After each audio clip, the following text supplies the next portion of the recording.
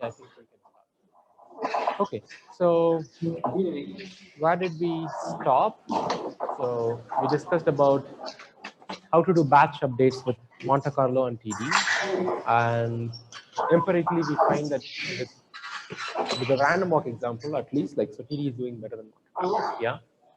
Can you go back?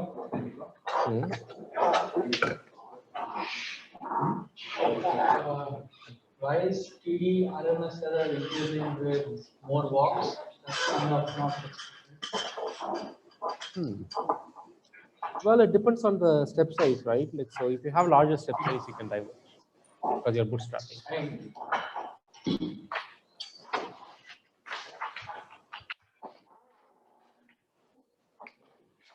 These are large step sizes. So you will typically try to have like a very small step size so that things don't diverge. So that's the problem with bootstrapping approaches, right? Like, so you are guessing based on a guess. Like, so now if you take 2 big steps, then you will have this like chain reaction kind of thing, like, so where like you kind of corrupt different estimates. I mean, I was expecting more like zigzag kind of things, but it is like continuously increasing with kind of. Okay, well, it's because you are, well, it's a very complicated thing to understand. Okay, so maybe let's not spend too much time on that. Like, so, like, what I want to say is like it's systematic corruption. That's why you see that going up. So we will talk about this kind of like issues like a little bit after we cover some algorithms. Yeah. So when we see the curve for TD, it's actually the RMS is actually increasing towards the end. Oh, that's what his question was. So should we stop before, or why are we considering RMS? Well, in this case, this RMS is between true and real estimates, right? Like, so we know what is a true estimate. So this is just for our this graph is just for our understanding. So in reality, like when you start doing control, like, so you only care about the return. So whatever policy which gives you maximum return, you pick it. Okay, so now let's try to understand why there is this discrepancy between these two things. Okay, so now if you think about what is Monte Carlo doing, like Monte Carlo converges to values that are sample averages of actual returns, right?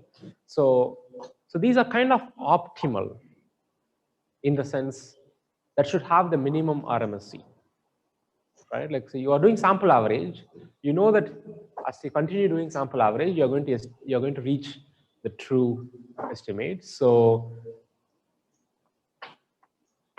in some sense, like Monte Carlo should be the optimal algorithm, right? So, but in practice, you see TD to have even lesser RMSC than TD, than Monte Carlo, right? Like, which means TD is doing something unintuitive, like it's doing something that we still haven't like figured it out, like what, right? Like, so to understand that better, so we are going to consider this simple game, like, okay, so now these are like a bunch of 8 trajectories or episodes I sampled from an unknown Markov reward process. Okay, we don't know what is the underlying MRP. That's how most of the real problems are going to be, right? Like, so we will not have access to the MRP. Like, I just tell you, okay, first time I tried, this is what happened, second time this is what happened, and so on, like for 8 episodes. Okay, now our goal is to estimate V of A and V of B. Yeah. Are you writing something? Yes. And why is that not moving? Okay, so I hope.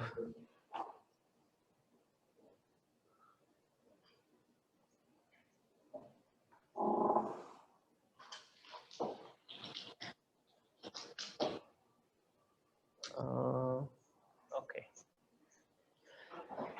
But I think the camera has to resolve as well.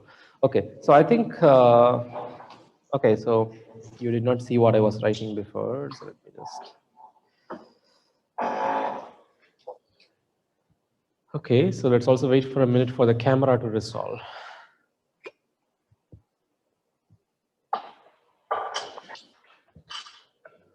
We need better cameras in the class.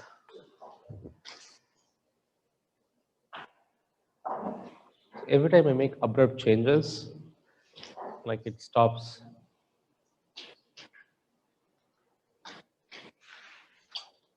Okay.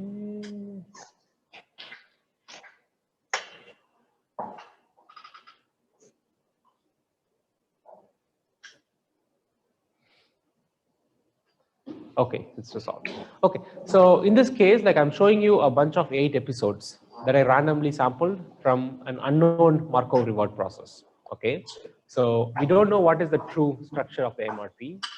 We just know that there are 2 states in this MRP, A and B, and like these are the 8 episodes like that I have collected. Okay, now our goal is to we are working on prediction, right? Like so our goal is to estimate the values. So we are interested in knowing what is the V of A and V of B. Okay, now probably it's easy to estimate V of B first. So can someone tell me what is V of B? What is the value of state B?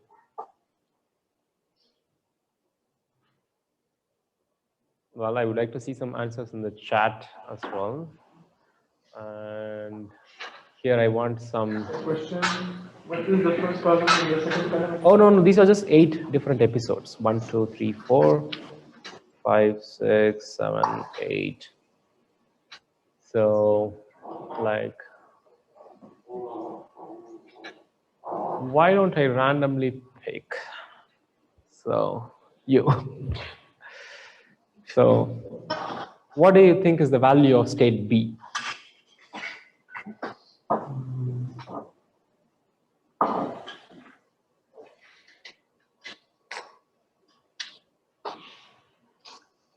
I don't know, I'm not sure.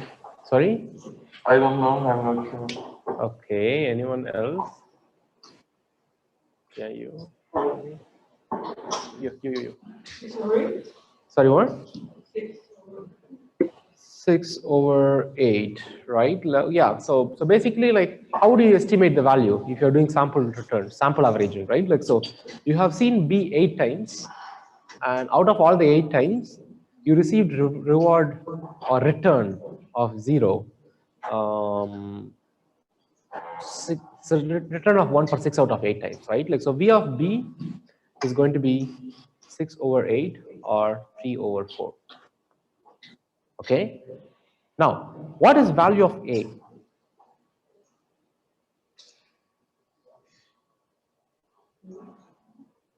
Zero. Okay.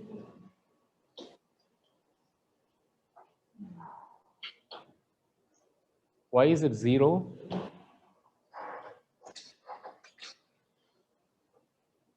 Because there is just 1 0. There is just once you have visited A and the return of that episode was 0. Any other answer? It should be more than 0 because it transitions to B and value of B is more than 0. Okay.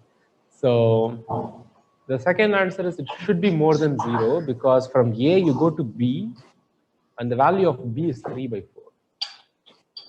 Right? So again, maybe let us just assume that we are in undiscounted setting. Okay.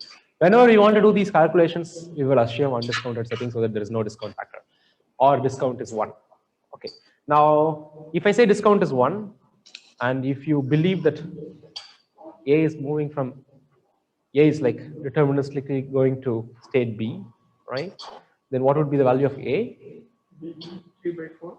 3/4, right? So is it 0 or 3/4? I think for Monte Carlo it will be 0. Okay. For TD it will be 3/4. Okay. So now that is a mismatch, right? Like so, like one thing that I want to highlight is both are reasonable answers. Okay. So when you say value of A is 0, they both are reasonable answers, like depending on what is the way in which you are modeling things. Okay. Like if you are just doing sample averages, then B of A is equal to 0. Because you have seen A only once and the sample return is 0, it has to be 0. But if you're doing a little bit more complex than sample averages, like so for example, in this case, when you gave the example, when you gave the reasoning that you transition from A to B, right? You are implicitly starting to model the MRP, right? So you are not just doing value function estimation, but you are trying to estimate the MRP first, and then based on the MRP, you reason out that, oh, value of B is 3 by 4. I go from A to B, so the value of A should also be 3 by 4, right? Now, so that's the big difference between both, okay? So now, the batch Monte Carlo, right? So it finds the estimate that just minimizes the mean square error on the training set, okay? So it finds an estimate that minimizes mean square error on the training set. It only works based on what is given to it, okay? On the other hand, batch TD, okay, it is going to find estimates that is going to be correct for the maximum likelihood model of the Markov process. So you first estimate the process and you're going to make an assumption that this is the correct process. Like what if your estimation was wrong, right? Like, because you did not see the complete picture of this MRP. Like so in this case, I only showed you 8 examples, right? Like so, for example, like what if there is actually a state C that we never encountered here, and like from A, you can also go to state C and get a -5. We don't know, right? Like so, just based on these 8 samples that I received, I did not see this, but it is possible, right? So, in some sense, when you do TD style update, like you are first estimating an MRP. And then you are making a very strong assumption that this MRP is the right MRP. Then you make an estimate of the value. Is it clear? So this kind of estimation, right? Like so first estimating the model of the world and then using that estimate to estimate the value, right? So this actually has a name. So this is called certainty equivalence estimate. Okay.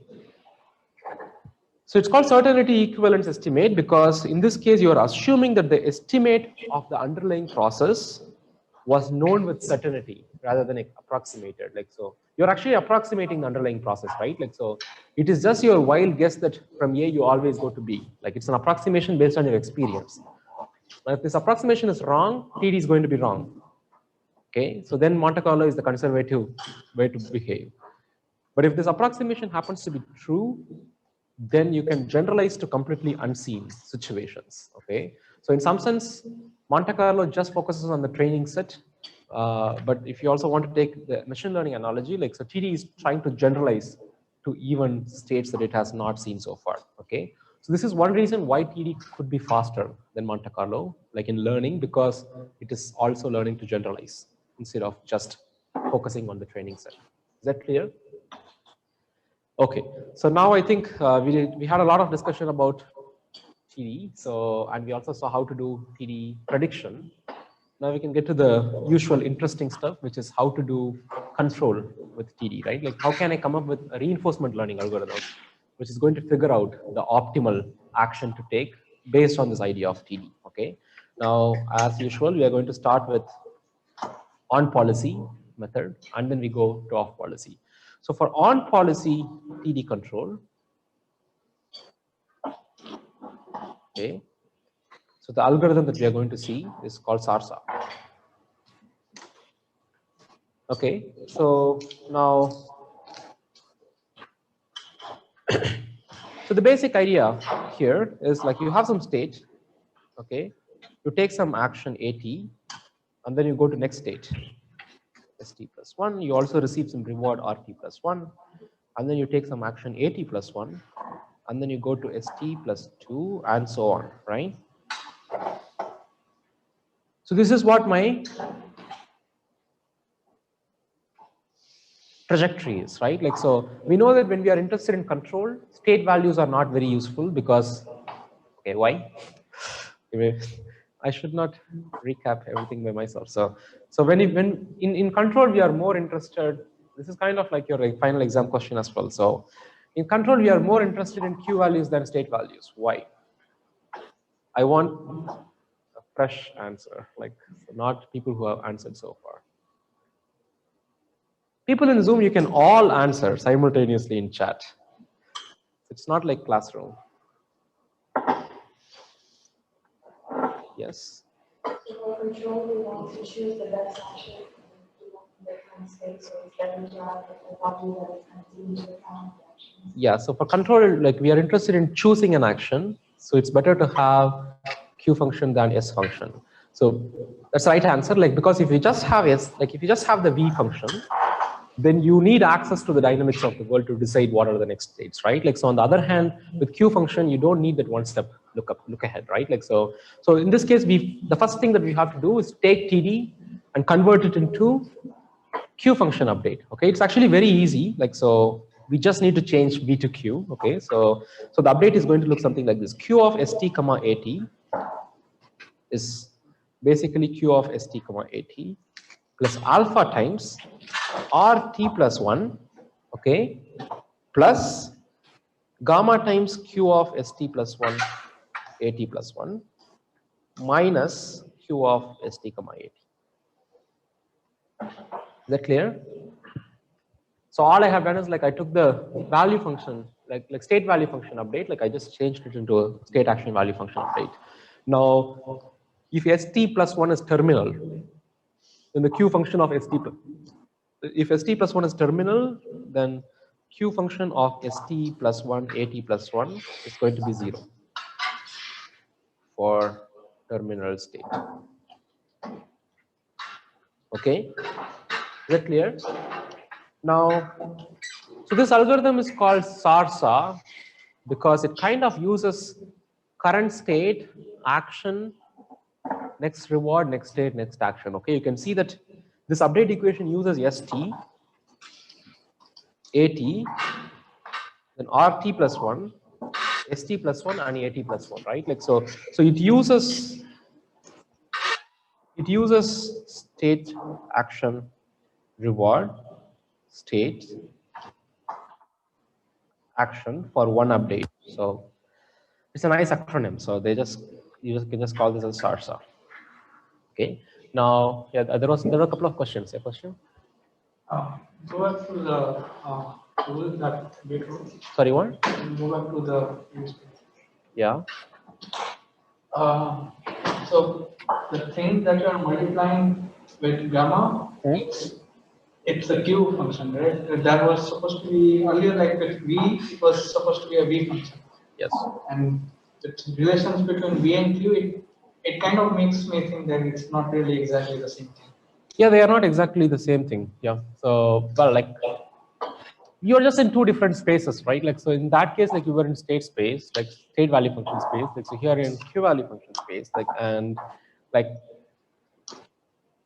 in some sense, it's approximately correct, right? Like, so like the value of like, so this is sample update. So in other words, this is the trajectory. Like you're just doing a sample update. Like when you do sample update, there's only one action, right? So then in that case, like the value of that state is already tied to the action. So it's okay. Okay, so now how would the backup diagram for SARSA look like? Anyone? Yeah? You would have an action to a state and action. Yeah, so it's like you have an action, okay, and state and then action, right? So it's a very simple change to whatever we have seen so far, and now we already have a control algorithm. Okay, now in this case it is on policy, which means you will be using an epsilon greedy policy throughout. So you can see that you're initializing the Q values arbitrarily first, okay? You initialize the state, like you choose an action from a policy derived from the Q value, like you can use an epsilon greedy policy. Then you take the action, you observe R and S dash. Okay. Now you cannot immediately make an update. It's not like the state value function. Like you have to take action in the next state. In A S dash, you choose some A dash. Okay. So then you have all the components of SARSA. So then you can make this update and then just repeatedly continue. Is that clear? It's a very simple algorithm, like, and you will be implementing it in your next assignment to understand how it works. Okay. Now, any questions about SARSA? We're going to see an example, but before that, any questions?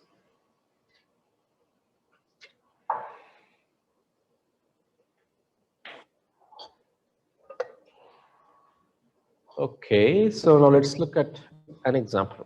Okay, so in this case, like I have a simple grid world, okay, but we are going to make a small twist to the standard grid worlds that we are seeing so far. So this is a windy grid world.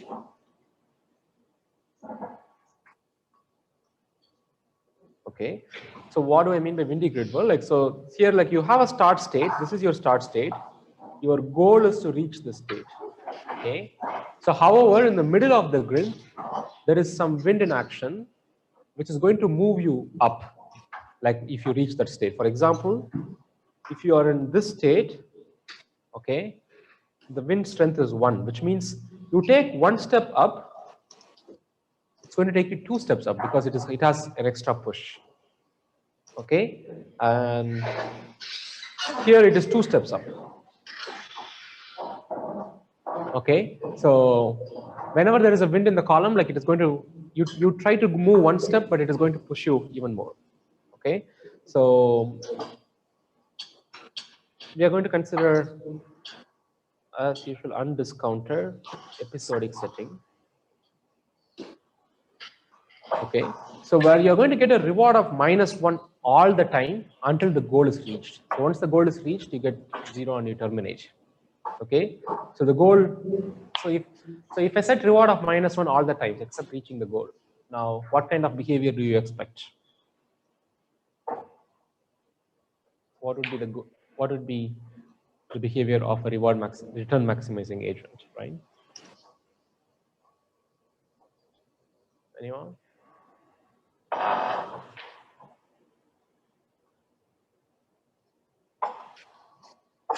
People in chat. So this is my structure. Okay, so yeah, I give -1 all the time until you reach the goal. So what would be the best behavior here? Yeah. You're gonna take the least time steps possible. Yeah, you take the least time step possible. Like you reach the goal as soon as possible, so that you can minimize the negative rewards, right? But here there is also another challenge. It is windy, so you try to take least steps, but you are going to be pushed like this as well. Yeah. Is like the windy part kind of deterministic? Yes. In this case, it So is. like every time you try to go up 1 step, if it is windy. Yeah. In this case, it is deterministic. Yeah. In this case, it is deterministic. But you can assume like a stochastic environment, like where with some probability, like you might be pushed and so on. So you could still learn policies there. Okay, so now we are going to do epsilon greedy SARSA here. Okay, so with epsilon is equal to 0.1 and alpha, let's say, is 0.05, and the initial Q values to be 0. Okay, so in the x-axis, you see the time steps that has been like consumed, okay, and in the y-axis you see the number of episodes. So if this goes up, it just means that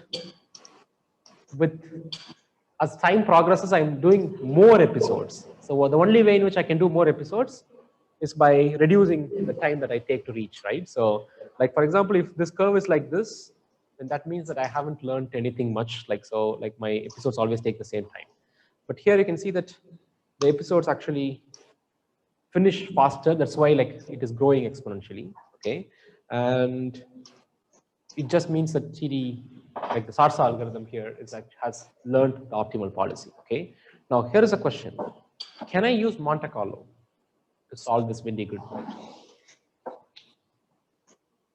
And how would the performance of Monte Carlo be?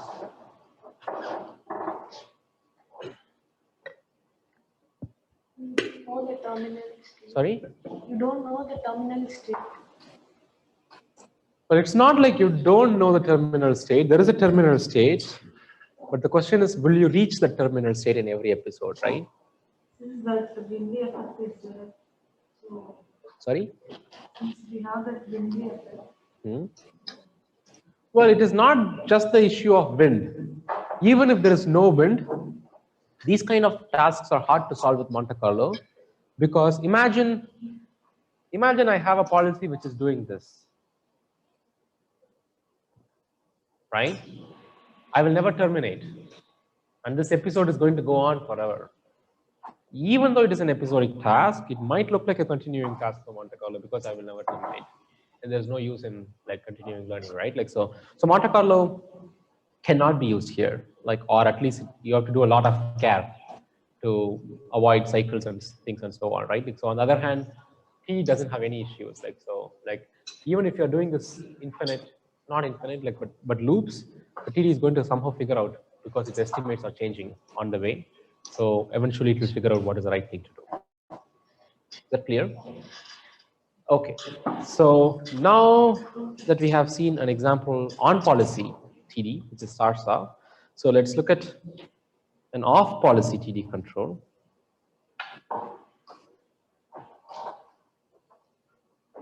Because we do care about coming up with deterministic policies as well, right? Like so, because the thing with SARSA is it's completely online. It's an epsilon greedy algorithm, which means even after learning the policy, optimal policy, always with epsilon probability are going to take random actions, so which is not very desirable, right? Like so, like you want to have like non-random, like most optimal policy as possible. So one way to achieve that, well, there are many ways to achieve that, right? You could just do SARSA, and after some point you decide to just use the policy without epsilon. You can do that.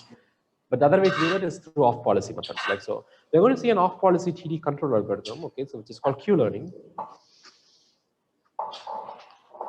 which is one of the most important and central algorithms in reinforcement learning. Okay, so this was by Watkins in 1989. Okay, now Q-Learning is really simple. It's going to look very much like SARSA, but with a very small change, but a small but a significant change. Okay, so here is how the update equation for Q-Learning is going to look like. So Q of STAT, okay, is updated with Q of STAT plus alpha times, okay, RT plus 1 plus gamma of max over A Q of ST comma A, ST plus 1 comma A, minus Q of STAT. So what is the difference from SARSA? No longer waiting for. You are no longer waiting for the next action. Okay. Anything else?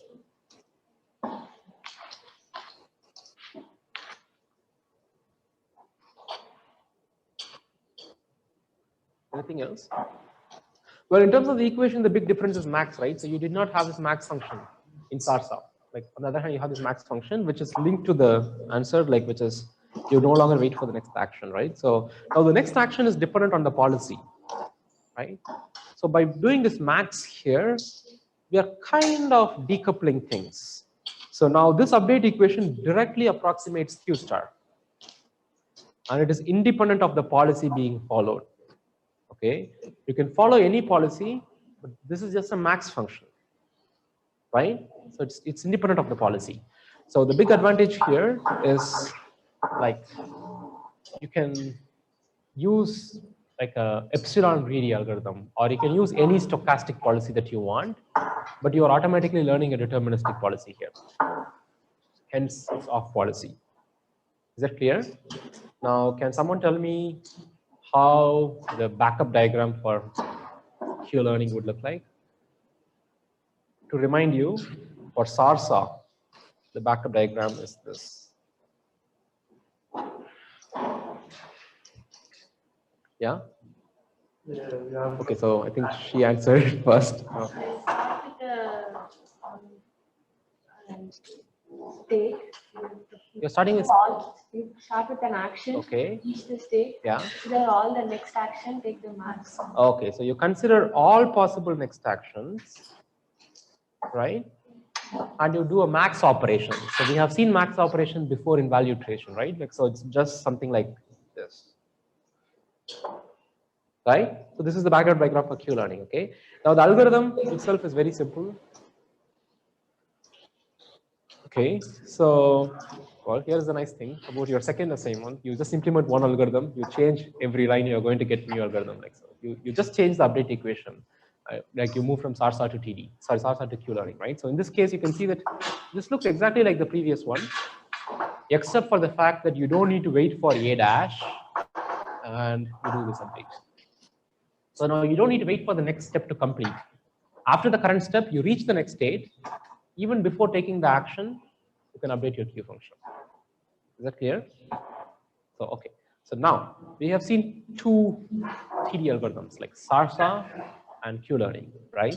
So now let's look at an interesting example which would highlight the difference between on-policy learning and off-policy learning. Okay. So now here is a cliff walking example. Okay. So we are again in undiscounted episodic setting. Okay, so this is a grid world where you start here and you end here. Is that clear? So you start here and end here. The goal is to start from here and end here. But there is actually this cliff where you should be very careful. Like, so if you get into the cliff, you get a reward of -100 and you're thrown back to the start state. You have to continue. Okay. Otherwise, you get a reward of -1 at all the places until you reach the goal. Okay. Now, can someone first tell me what would you expect the optimal behavior to be here? Oh, so the optimal path is already given. Okay, maybe I should not have directly copied this figure from the book. Okay, so the optimal path is given here, which is basically this, right? Like, so, like you be very careful. Like when you are walking, you want to reduce the time. So you just walk right next to the cliff, but without falling down, right? Now, if you run SARSA and Q-learning here, okay, Q-learning is going to find this optimal path, okay? But SARSA is actually going to pick this longer path, which is considered to be safer than the optimal path, okay? So can someone reason why? They are both kind of trying to do approximate the same thing, right? Like, so why are they learning two different solutions? Like one is optimal, the other one is less optimal but more safe. Any answers in chat or in class? The epsilon explores the new action, so it's trying to take the safer path, whereas in the cliff we are taking the max action, kind of greedy. So yeah, so it's about the epsilon, right? Like so that's the answer. So like when you're doing SARSA, your policy itself is epsilon greedy, which means every once in a while you are going to take a random action. Now imagine this is the path that you are traveling. Okay, so let me try to change the color. So imagine this is the path that you are traveling. Okay, and at this point, your SARSA decides to take an exploratory action. Now you randomly pick this direction, you get a reward of -100. So -100 is so huge when compared to -1, right? So like the cost that SARSA has to pay for being soft policy is so high. So which means it should try to be as safe as possible because it is a pure online on policy algorithm, right? Like so, like the policy itself is epsilon greedy. So the best thing to do is to just actually walk as far as you can so that the chances of you falling into the cliff is very less. Okay. On the other hand, Q-learning is not completely online. Like like it's not completely online like SARSA, in the sense with Q-learning you are trying to estimate the optimal policy, which is deterministic, by using a behavior policy like epsilon VD, which is stochastic. Okay, so Q-learning will find the optimal policy, like because it doesn't care about how exploratory policy behaves, right? But there is a catch here. Like, okay, first of all, you see here that SARSA is achieving better rewards than Q-learning. How is that possible? Like, so when SARSA is actually taking a longer path, shouldn't Q-learning be achieving higher rewards? Yeah. It falls off less often than the Sorry. SARSA falls on the cliff less often than Q-learning. Yes, SARSA like falls on the cliff less often than Q-learning. That is if it is a stochastic environment. So epsilon. Okay, so there are a lot of interesting points here. So this environment is not stochastic, okay? The environment is completely deterministic. Once you have the optimal policy, if you follow the optimal policy, you will reach the goal without falling in the cliff. How are the episodes generated in Q for? That's a good question, right? Like, so in this case, like I did not tell you whether these are evaluation or training. So what I'm showing you here is actually the training episodes. So when I say training episodes, then the acting policy is a behavior policy. Okay, so you can see that these are both epsilon VD. Okay, so Q-learning is also epsilon VD because we are just estimating the performance of the behavior policy in Q-learning. So they are both epsilon VD, but what is interesting is the fact that SARSA epsilon VD is more conservative than the Q-learning epsilon VD, which kind of pays it well because like it doesn't get into the cliff often, or it almost never gets into the cliff. Okay, it's kind of, if your epsilon is 0.01, it is very rare that you're going to take 3 exploratory actions next to next, which is going to take you to the cliff. Okay, so almost always SARSA is not going to go to the cliff. Now, the figure would have been different if I showed you the evaluation equations, like just like how you are doing it in your vague second question in your assignment 1, right? Like, so like instead of plotting the training episodes, if I plot the evaluation episode where after one episode, I estimate the policy, and then instead of using epsilon VD in Q-learning, I use the argmax. Okay, so then you will see a different trend. Like, so you will see that Q-learning achieving good reward when compared to SARSA, because SARSA is taking a longer path, right? So you'll see a different trend. So now it kind of, this is a very interesting point to think about, because now you should decide what is your goal. So is your goal to make sure that even when you're learning, like you're being safe, like, and you don't get into trouble, right? Like, so which is very important, right? For example, like let's say you are in a robotics setting, like so where you have a robot which is taking actions. Now, you definitely don't want this robot to take a random action which is going to damage the robot, right? So in these kind of settings, like you have to be really careful about the performance even during learning, okay? Now, one thing that I want to highlight is like, these are really 2 different goals. Is your goal to come up with an algorithm which has good performance even during learning? Or is your goal to just come up with something which has the final good performance? Like, so, like for example, let's say self-driving cars is your goal, right? So then one practical goal could be, I can do whatever I want during training. Like, let's say as Tesla, like I can afford to waste 10,000 cars by testing wild things, okay? But eventually I figure out a policy which I can deploy as a software in the future cars, where there is no learning happening, but it is the optimal policy. Okay, so if you care about situations like that, then you would go for off-policy methods. But if you care about situations where performance during training is important, then you go for on-policy methods. Is that clear? Okay. So now we have seen SARSA and Q-learning, right? So we are going to see a third algorithm, okay, which is going to kind of, oh my God. Okay, so hopefully I have battery for next 5 minutes. So we're going to see a third algorithm, which I'm going to call as expected SARSA.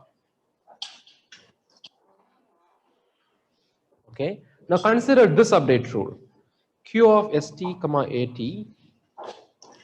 is Q of st comma at plus alpha times rt plus 1 plus gamma times expected value of Q of st plus 1 at plus 1 given st plus 1 minus Q of st comma at. Okay, I can probably expand this update equation. It is basically Q of st at plus alpha times rt plus 1 plus gamma summation over all possible a phi of a given st plus 1 Q of st plus 1 comma a minus Q of st comma a. So I'm going to change the update equation like this, but I'm going to follow the same Q-learning algorithm.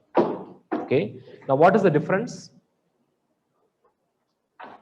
What is the main difference here, like when compared to other two algorithms? Summing. So the main difference is this, right? Like, so you are this part, right? So you're kind of computing the expected Q value instead of the sample Q value.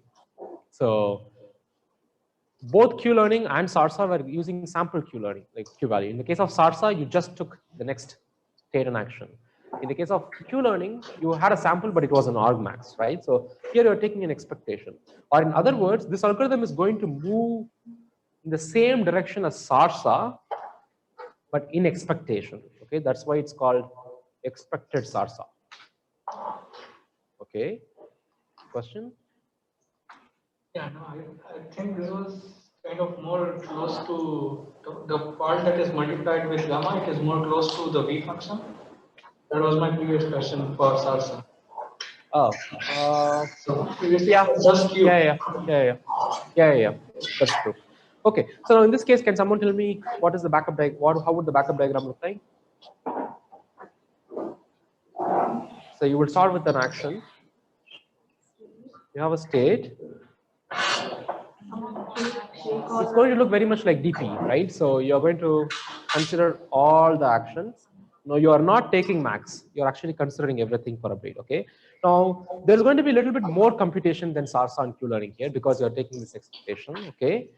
But this eliminates the variance that is caused due to just sample updates, okay? So in that sense, this should perform better than both SARSA and Q-learning, okay? So here is the empirical evidence. Like, so we're going to look at the same cliff walking example, okay? So let's just look at these three curves. So you see that this is Q-learning, this is SARSA, and this is expected SARSA. Okay, so in this case, I'm using an on-policy expected SARSA, but you can actually construct an off-policy expected SARSA, like so where you do SARSA and you do expected SARSA with the behavior policy. Okay, so if you have your policy pi to be greedy, okay, and your behavior policy to be epsilon greedy in expected SARSA. Okay, now that is exactly Q-learning algorithm, right? So if your policy is deterministic, like greedy, so then if you go back to this term that we have here, right, is going to be just one action, one possible next action. So then it becomes Q-learning. Okay, so in that sense, like expected SARSA is a generalized algorithm which kind of subsumes both SARSA and Q-learning, and in general, like you should have better performance than SARSA and Q-learning. Okay, so we will stop here and take a 10-minute break. So we will continue at 11:30.